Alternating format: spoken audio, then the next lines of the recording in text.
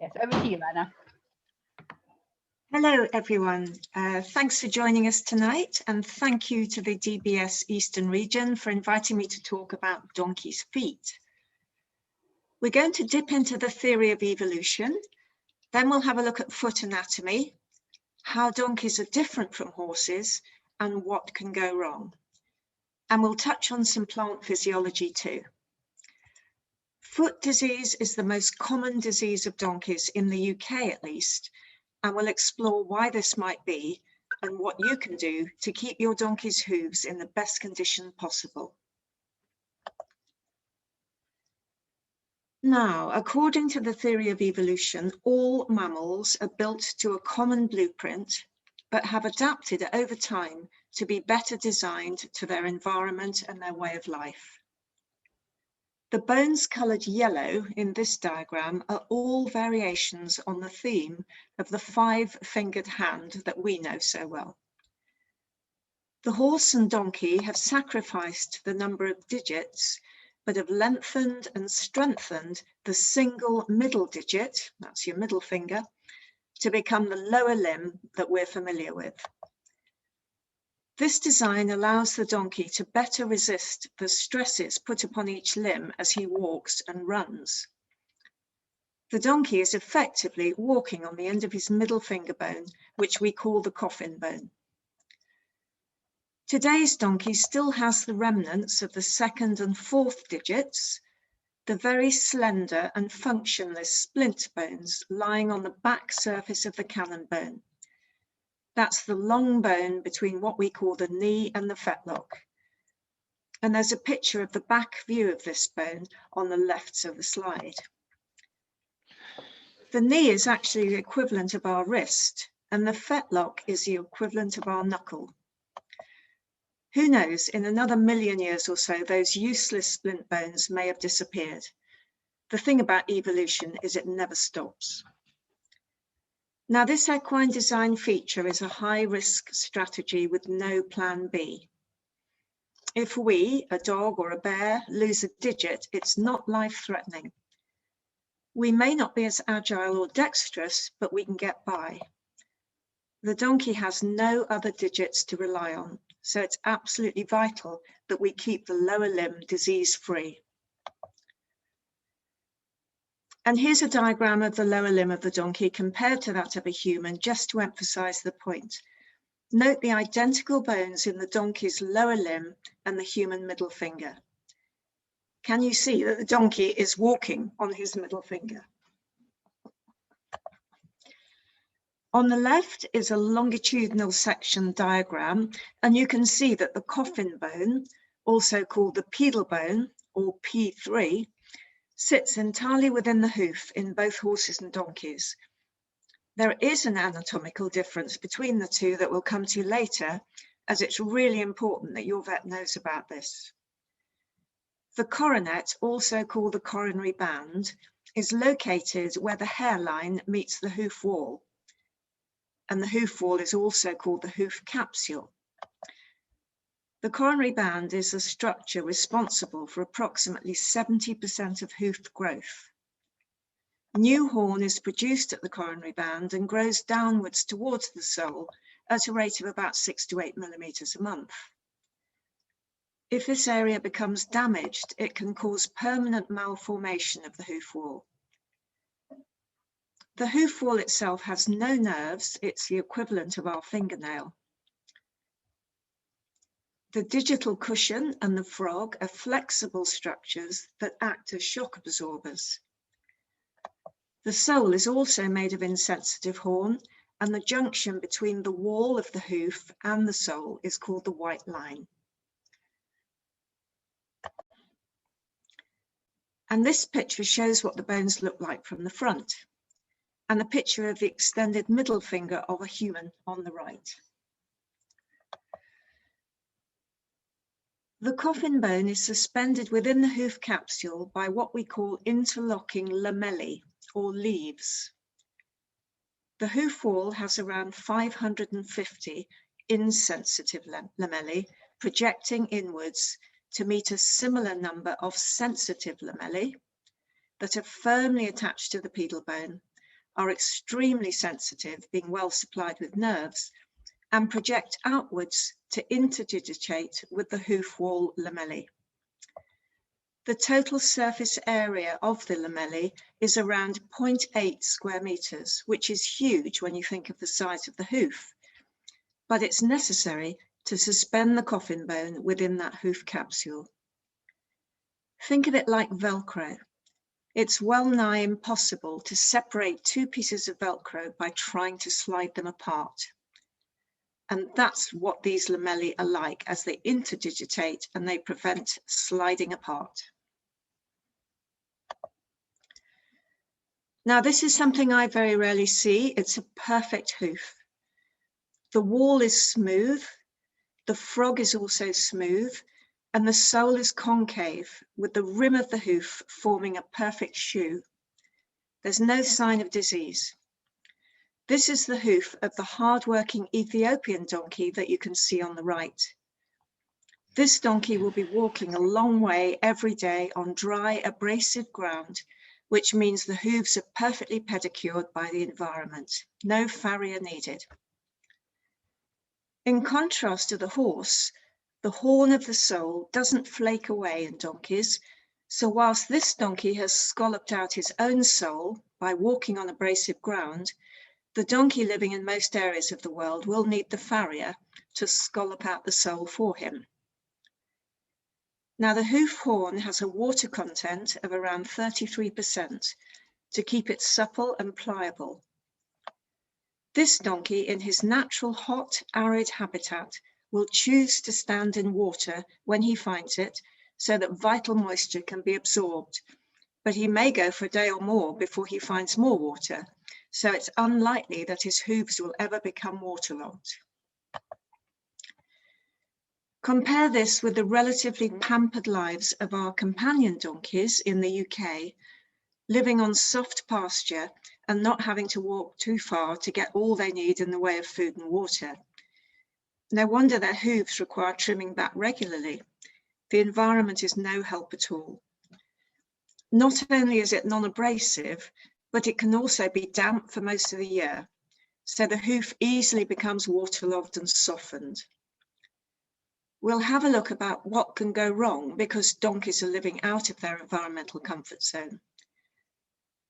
If we didn't have to keep donkeys on grass, they would not be so environmentally challenged. The top three pictures are of a donkey and the lower ones of a horse. The donkey's hoof is cylindrical in shape compared to the conical shape of the horse. The donkey is more upright than the horse, owing to a steeper hoof pastern angle. Views of the sole show that the donkey hoof is U-shaped and the horse somewhat rounder. As you can see, the frog of the donkey does not extend as far forward as that of the horse. I'll show you x-rays later to demonstrate that the coffin bone is set differently within the hoof compared to the horse. And that's a really crucial difference. Here are x-rays of a donkey and horse hoof, donkey on the left.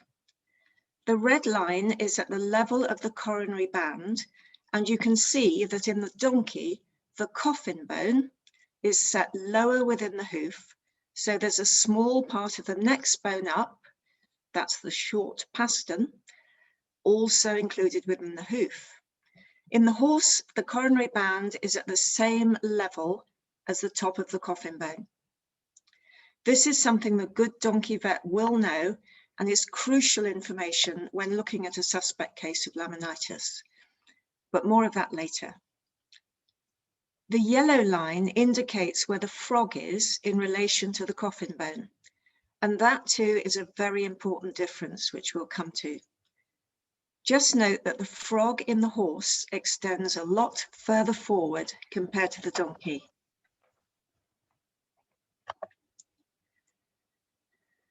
So what can go wrong? Here are just a few of the things. I won't be discussing fractures or tumours, but I'm very happy to take questions about them at the end if anybody has any queries about those.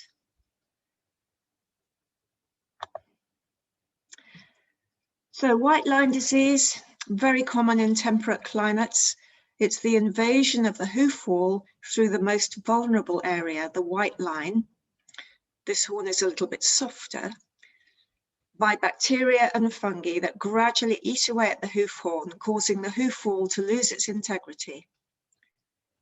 The end result is grey, crumbly material taking the place of healthy hoof horn. Prevention is by keeping your donkey's feet as dry as possible, by provision of hard standing, and calling in the farrier as soon as you spot the signs so he can cut the diseased horn away and let the air get to it. Remember, the hoof wall is completely insensitive, so your farrier can cut a lot away with no pain whatsoever. An iodine-based dressing may be recommended.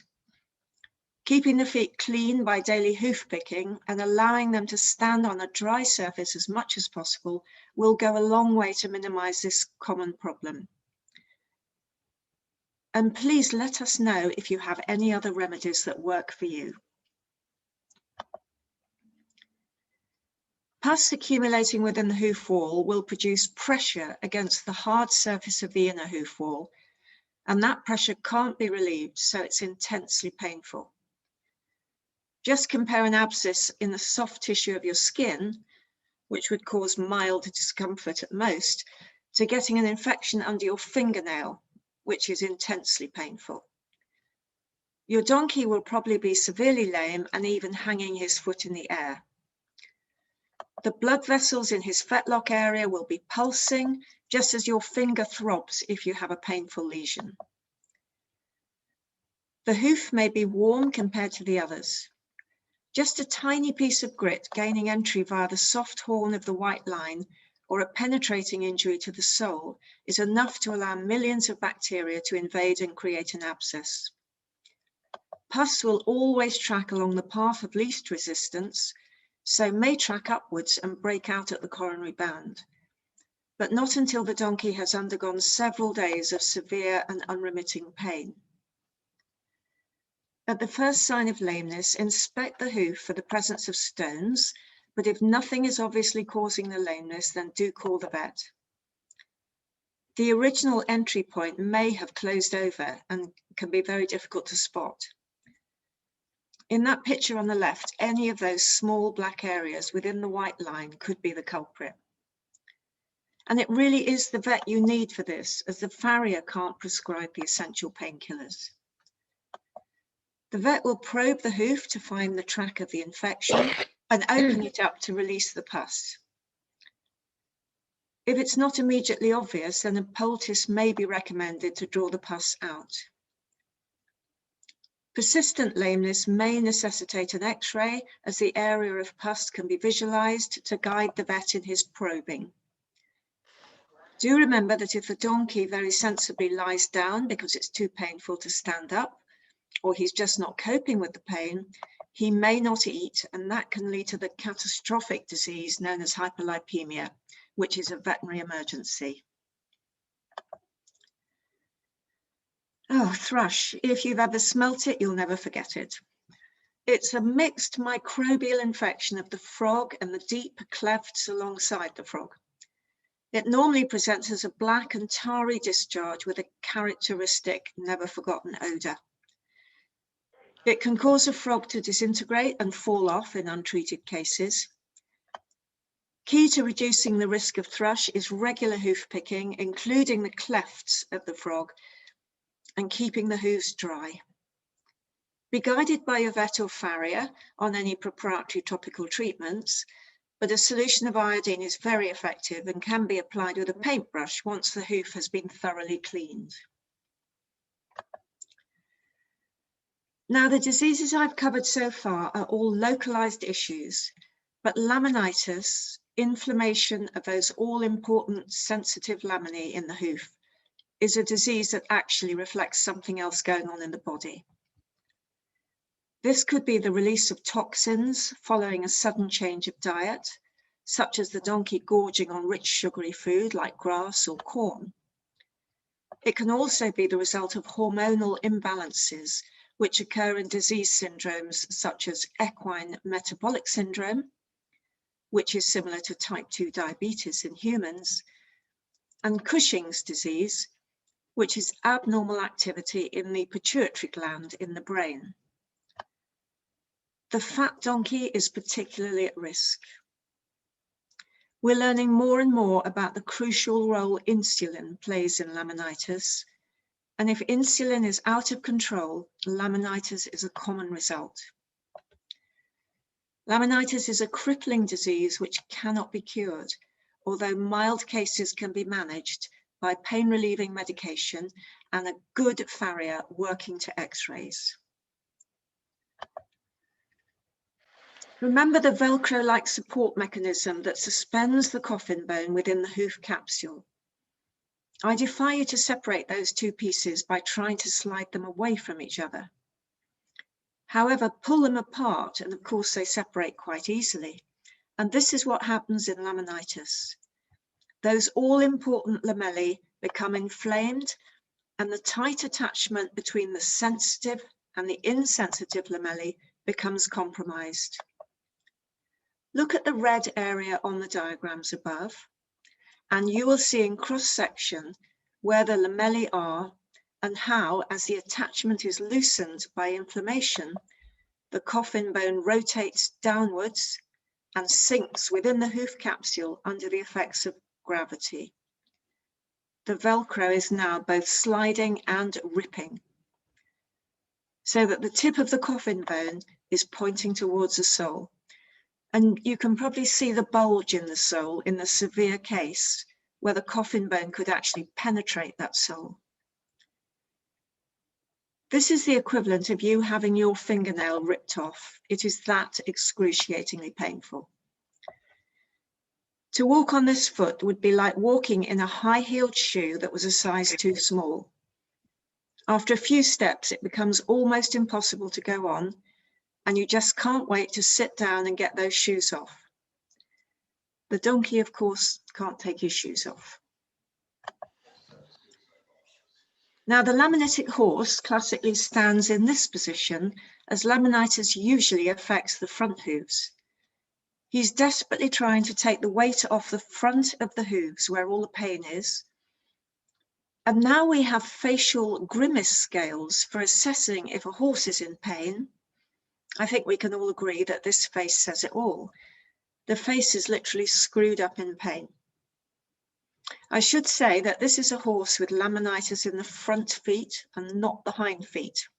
As you'll hear later, donkeys can get it in all 4 feet, as indeed can horses.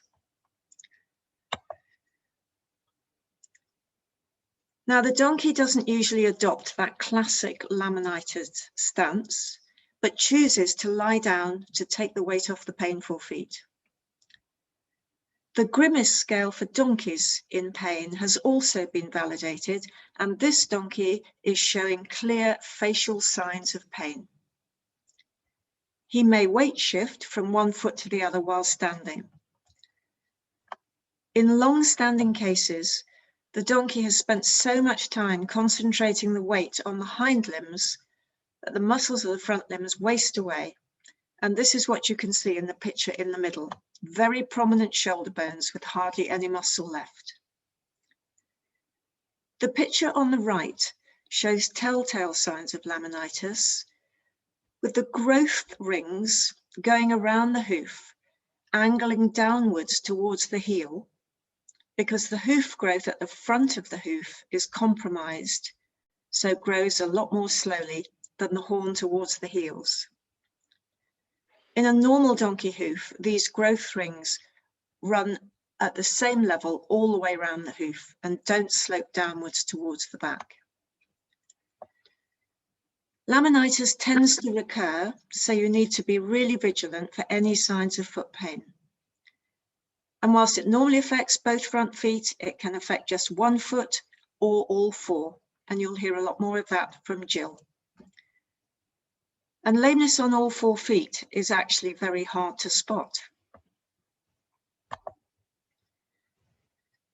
So here are some x-rays, one of a normal foot on the left, and you can see the coffin bone is parallel to the front of the hoof wall, which is marked by the red line. The red line is actually a metal marker, which is always placed with the top end at the level of the coronary band, so we can measure if the coffin bone has sunk. You can see in the normal picture that the top of the red line is just above the top of the coffin bone, and that's absolutely normal. However, in the laminitic X-ray, the top of the coffin bone has clearly dropped downwards and has lost that parallel relationship with the hoof wall. The bone has rotated. This is sometimes called founder, and the donkey is said to be foundered. The coffin bone has also lost its normal shape, and the bone is actually demineralized because its blood supply is so severely compromised. This is a disaster, and it's very doubtful whether this donkey's pain could ever be controlled. And as they only walk on a single digit, they have no backup plan. Now, you've seen this one before, but now you know so much more. Let's look at it again. Remember that the normal donkey coffin bone sits a bit lower within the hoof capsule. Now, if your vet doesn't know this, he may say that the donkey has foundered, i.e. its coffin bone has dropped, even though we know that it's completely normal for it to be different compared to the horse. And look at the yellow lines. These show where the frog is, and we already know that it doesn't extend as far forward in the donkey as it does in the horse. In horses, a common and useful remedy for laminitis is to apply a dressing called a frog support, which effectively supports the coffin bone as it sits along more than half its length. However, in the donkey, the frog doesn't extend far enough forward to support the whole coffin bone. So putting a frog support on a donkey will see the front of the coffin bone tipping downwards because only the back half is being supported. Think of a seesaw. As one side goes up, the other side goes down. This will make a case of laminitis much worse and could result in the pedal bone breaking through the sole. And this is a great example of how important it is to make sure your vet knows about donkeys. Just ask them. You're paying really good money for what you need to be a really great service. Only the best for your donkeys will do.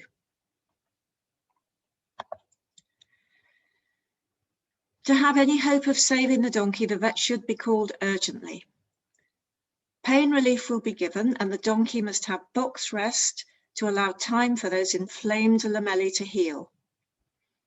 A deep shaving bed is best, and sole supporting dressings, the whole sole that is, can be applied with a thick layer of cotton wool or a putty dressing applied by your vet or farrier, as in the picture at the top. Just remember, because the frog only extends to about halfway along the pedal bone in donkeys, a heart bar frog support system, as in the lower picture, is absolutely not the right treatment. And Jill might touch on this later with her recent experience with a vet. This is such a crucial difference that your vet needs to know. While your donkey is in this acute phase, do make sure he can easily access his feed and water.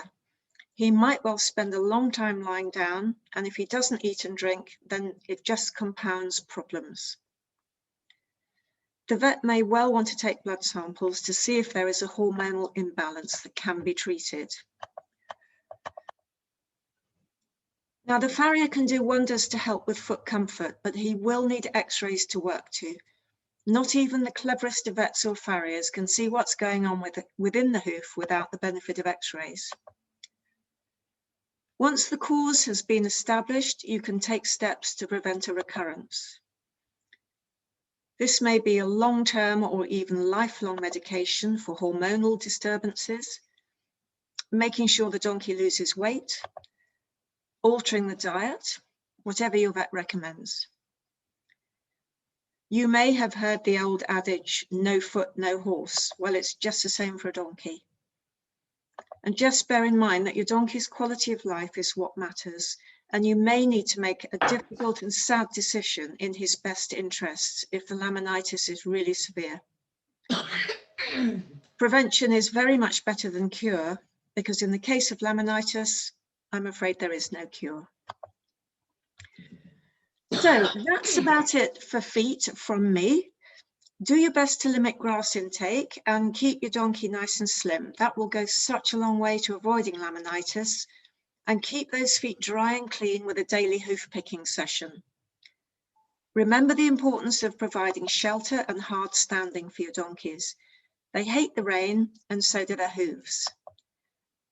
Remember that their hoof is designed to absorb any water it finds to keep it supple, but too much water, as found in our UK environment, will make the hoof waterlogged, and that's when the trouble can start.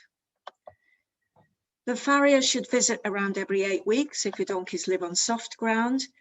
They can't self-pedicure on grass. And your donkey won't stop eating because he knows grass is bad for him, and he won't stop raiding the feed store because of the risk of developing laminitis. Donkeys are definitely clever enough to open most doors, but they haven't worked out the disastrous consequence of binging on forbidden food. And just while I'm mentioning food, did you know that the sugar levels in grass vary according to the weather? You may have heard of the danger of frosted grass. Grass photosynthesizes, that is, it makes sugars in the daylight, and it uses that energy to grow at night. However, it can't grow if the temperature is below around 6 degrees C. So sugars just accumulate because they're not being used in the growth process. So that grass is absolutely packed with sugars. It's ideal not to allow access to grass during cold nights and sunny days, but I appreciate that this is not always possible. And did you know that a donkey eating grass for just 1 day eats the sugar equivalent of 26 Mars bars? So it's up to you to make sure he doesn't put himself in danger. And while we're talking feed, as you know, a straw-based diet is recommended for donkeys, but straw can be deficient in certain vitamins and minerals, which are essential for healthy hoof horn growth. So I'd recommend feeding a forage balancer specific for donkeys to optimize hoof health. Have a look at the Great Nutrition Talk on the DBS YouTube channel for more information about that. And thank you very much for listening to me. And I'd really love you now to listen to my friend and colleague, Jill Hamilton, who has ongoing experience with a severe case of laminitis. Thank you. Hello, can you hear me? I can hear you, Jill. Jolly good. I am unfortunately having to deal with quite a severe case of laminitis, and I'm going to speak about how to manage it. It's a case of, are we prepared if the ultimate happens and our donkey gets laminitis? Once you've actually identified that you have a problem, you've gone to see your donkey, the donkey's either lying down or he's showing signs of being very uncomfortable in the feet, you have got a veterinary emergency, and you've got to have your vet in to examine the donkey. Hopefully the vet will examine the donkey, look for pulse, check gum to see what the color of the gum is, heart and lungs, and also take a blood sample just in case there is any other underlying reason for the donkey to have laminitis. They should also recommend that the donkey has x-rays of the foot, as Anna has said. And in this instance, with this donkey that I have, my current vet does not have x-ray equipment which is digital. And so I asked for a referral to another veterinary practice whereby we can actually do the x-rays and actually have it straight onto the laptop. This is extremely helpful because then if we can't get a picture, or the picture isn't quite clear enough, the vet can actually readjust and actually do the x-ray again. It is also better for the donkey because if you have a vet that just has the plates, they take the x-ray, they then have to take the plates back to the surgery and develop them. And if they haven't come out as clear as they would like, then they have to come back and do them again. So it is actually worthwhile, if you are in that situation, is to establish if your vet does have the facility to do the x-rays straight onto the laptop. This also means that the donkey is not put through a second possible sedation and having to stand for long periods of time. When you actually identify that the donkey has got laminitis, it is so important to get them inside if they're actually field-based. And for an average 12 by 12 box, I would put down at least 6 bales of wood shavings. So the bed is completely, really deep. If you are going to use straw, then you've really got to bank it up. It has to be so soft to give the donkey support. Once the x-rays have done, you can then get your vet and your farrier to discuss what treatment the donkey is going to need. In this case, the donkey that I have has actually, and there was a picture that Anna showed, it's like a putty, which hardens, and then you use vet wrap to give them the support on the front feet.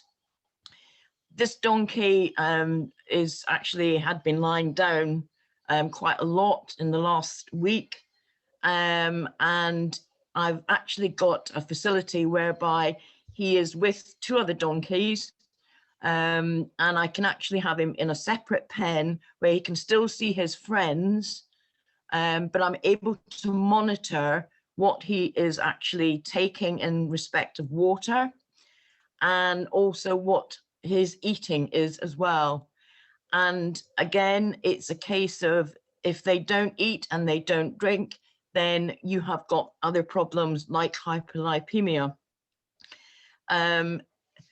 Stimulation for the donkey as well, if a gentle grooming and clearing the eyes with a damp cloth and just generally making him comfortable is important. You also hopefully will be able to get the veterinary medicines that the vet has recommended, which is pain relief, into a feed. And this worked quite well to begin with this particular donkey, but then he decided, no, there's something in this, I'm not going to eat it. So I then had to look for other ways of actually getting the pain relief and the medication into him. This is extremely important. So you can try things like jam sandwiches, or you can mix a paste up with some blackcurrant cordial between maybe 2 ginger biscuits, but he wasn't going to have that either. And so I had to resort to a syringe with the pain relief, watered down slightly, and I'm afraid at the moment that we're having to do it with a syringe to get the pain relief into him. Last Wednesday, Tuesday was when he had his x-rays, and we had the vet here, and he went through quite a lot. He had to be sedated, and all 4 feet were x-rayed. We now have the results of that. The vet then applied, as I say, the putty, and we bandaged his feet with the vet wrap. Wednesday, he was very poorly. He hardly got up at all day. And I had made a decision, I had to make the decision that if we didn't see an improvement by Friday, then the heart-rending thing was it would be better to actually let him go. So it is again a question of, if you have to make that decision, make it sooner rather than later. Fortunately, on Thursday, he started to show an improvement, and Friday, a much better improvement. He was standing up more, he was more level, and this has improved on the Saturday and Sunday. So at this time, I'm actually thinking I am on a level plane. We're still in early days, but we seem to be winning the war. Regarding feeding him, you can get commercially produced haylage, which is basically what they call a light haylage, which you can actively encourage him to mix with his straw. With the straw, I actually use a separate wheelbarrow, and I shake the straw in the wheelbarrow first of all to make sure that any grains have actually fallen out before I actually give it to the donkeys, because they will root down, and if there's any barley left in that straw, they will find it. I'm also using a product called Top Chop Zero, also with a forage balancer, and I damp the feed as well, rather than giving it dry. This ensures that he's getting the moisture.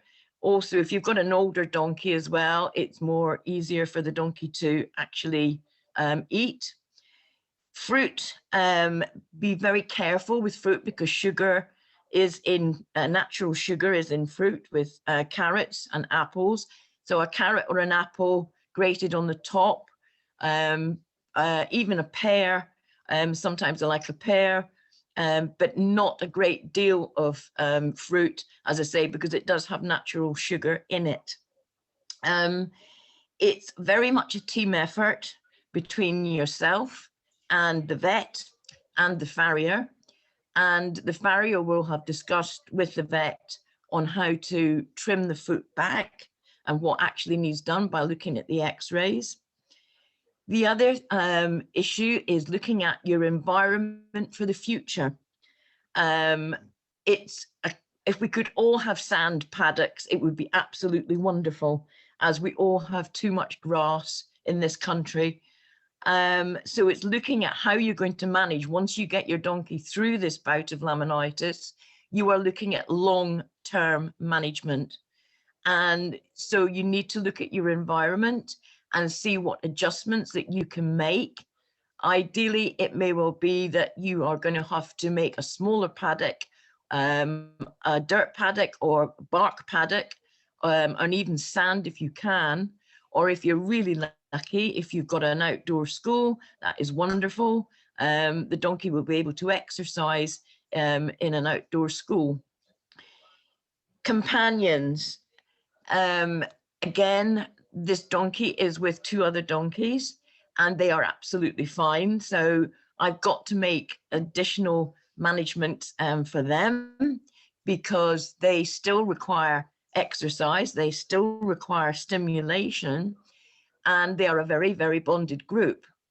Therefore, I have had to initially take the donkey away one at a time, while leaving the laminitic donkey in his stall for a couple of minutes, and work this over the last few days so that the laminitic donkey gets used to his friends being away from him for a longer and shorter periods of time. This is to ensure that the other 2 donkeys are actually getting some stimulation and are actually able to exercise. This is a long haul management problem, and you have to be prepared. And so you really do need to look at how you are going to manage it for the future, and hopefully get your donkey through this. It would be really interesting for any people that are actually listening, if they have actually dealt with laminitic donkeys and what they did and what worked well for them, because we could all enjoy sharing your ideas and what's happened, which would be really good. And as I say, hopefully prevention is better than cure. So what I would suggest everybody does tomorrow is go out and look at your donkeys, measure your donkeys, work out what their weight is, look at your environment and say, if this happened to me, how would I manage it? So thank you very much. And I hope that has been of some help. Yes, thank you very much, Jill, and Anna. That was amazing, Jill. Thank you. Thank you. Yes, I can see that we've got a comment from Giselle, but does anybody have any questions, please?